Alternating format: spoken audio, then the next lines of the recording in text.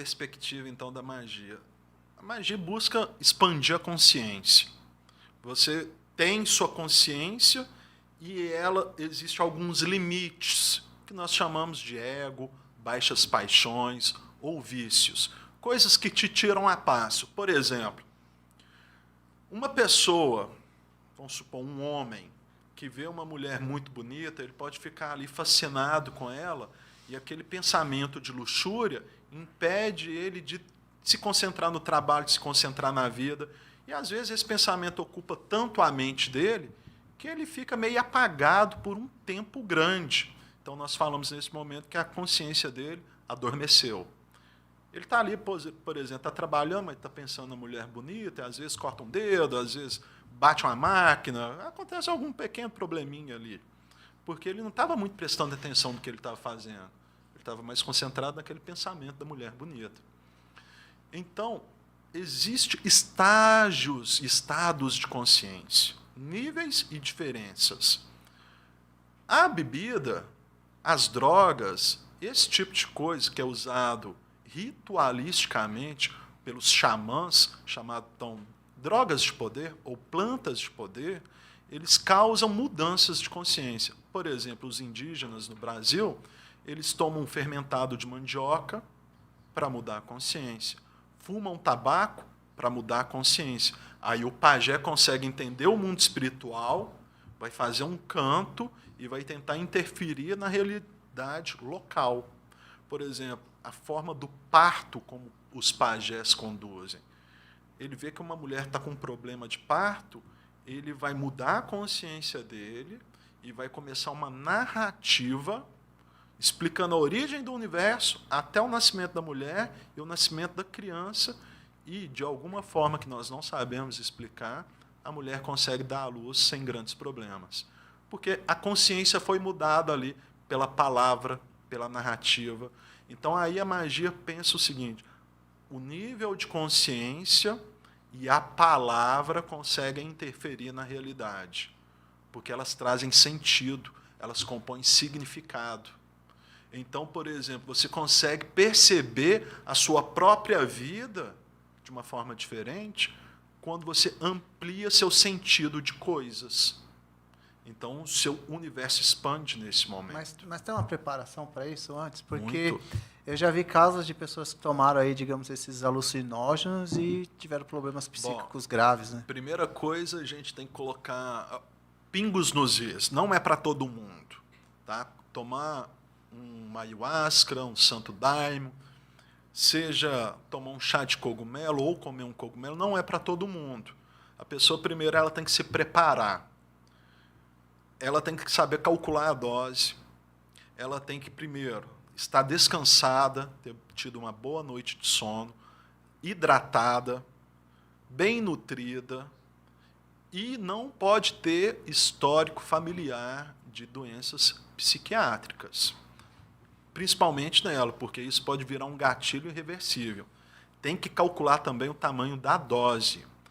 Eu diria assim, para uma pessoa que tem todas as condições, uma dose mais ou menos segura de cogumelo é 1 grama. Uma dose mais ou menos segura de chá de ayahuasca ou santo daime é um copinho de café. Uma pessoa tomar um copo desse aqui, aí é um ato que ela não tem consequência. Quer dizer, pode ir para qualquer lugar. Pode ser reversível também. Né? Exato. Eu lembrei um pouco do senhor falando dessa preparação, porque dentro da Igreja Católica a gente tem a questão da hóstia, né? Que a pessoa também tem que estar preparada. Então, né, você vê que tem um ritual, apesar que a hóstia... A hóstia e o vinho em si já é um ato de magia, porque é a transubstanciação. Uma vez que aquilo é consagrado, já não é um pedaço de pão e um vinho. Você está comendo o corpo, né? Corpo ou sangue de Cristo. Aquilo é o próprio Deus, né? Para o cristão. E você vê que depois que mesmo na hóstia...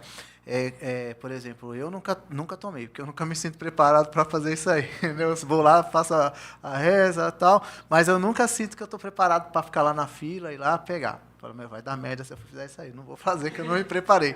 E você vê que a pessoa, ela toma, certo? Ela come lá a hóstia, ela toma lá o líquido lá que o padre dá para ela, não sei se é vinho, se é água, eu nunca tomei. E ela sai dali já numa sensação diferente. Você sente a vibração da pessoa já. que ela vai para fazer a oração dela e você já vê no semblante que mudou alguma coisa. Os ritos são muito poderosos, Sim. né? Acontece algo parecido na magia, que é a magia cerimonial. Em alguns ritos de magia cerimonial também se consagra o pão e o vinho. No caso, é um vinho feito com suco de uva, a uva paulista, a roxinha, puro, sem acréscimo de água e com leve fermentação de um dia para o outro.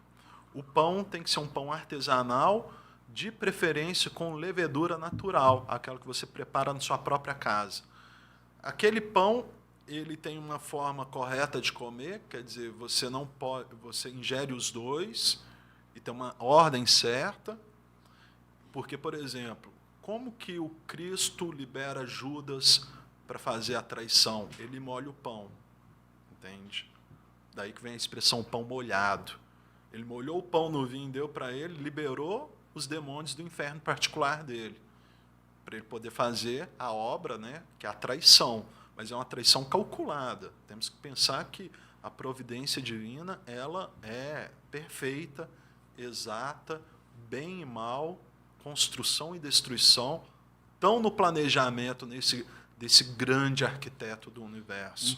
Então nossos destinos estão traçados? Estão. Então, eu não consigo fugir do que a vida me reserva. Na verdade, você está fazendo... Apesar que, assim, do meu ponto de vista, a vida só me reserva uma coisa. A vida. morte. Não, a vida te reserva a vida. Assim, eu tenho uma vida, mas o final dela, o que vem depois, conclusão, a gente não sabe. Mas, então, tá traçado ou não? Ficou sim e não. Sim e você não. tem um destino traçado e você consegue transformá-lo. Tá? O que é esse destino traçado? Na magia nós chamamos de karma. Sim. Né?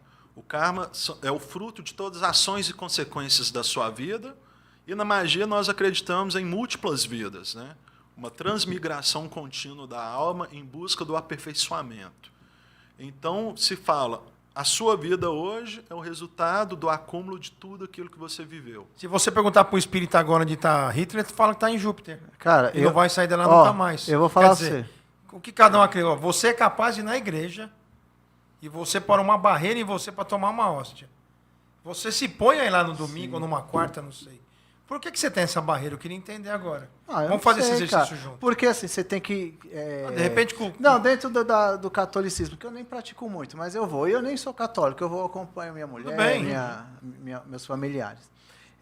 Que acontece? Segundo os preceitos dele lá, aquela preparação eu não tive. Então, eu não posso tomar proveito de algo que não foi feito para mim. Eu não tive aquela preparação. Tanto, né, no Você não foi crismado, não foi nada? Batizado, nada? Não, eu fui, mas não é só o crisma. Tem outras coisas que no dia da hóstia lá, você não pode, sei lá, ter brigado com a mulher, ter ingerido bebida. Eu não sei qual é o ritual, mas você tem que ter uma preparação antes, entendeu? E muitas vezes eu sei dessa preparação, eu falo, não vou, porque, tipo, xinguei meu vizinho, abaixa esse som aí, filha da rua. Entendeu? Então, assim, você não está espiritualmente bem para receber. Olha... Como ele falou, você tem que estar espiritualmente bem. Eu gosto de contradições, tá? Também, ao mesmo tempo. Eu acho que, às vezes, a gente tem que ser um pouco anarquista. Quebrar um pouco de regra. Da próxima vez eu vou lá para ver o que dá.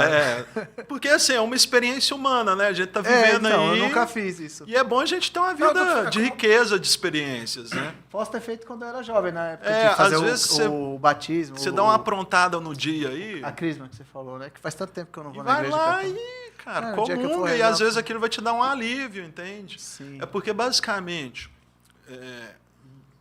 você pode estar se sentindo indigno disso. Mas eu digo que é o seguinte, ali às vezes é seu alívio também. Pode ser. Ali é onde vai tirar um pouco dos pesos que você carrega. Pode ser, né? Porque eu acho assim, toda expressão religiosa é válida.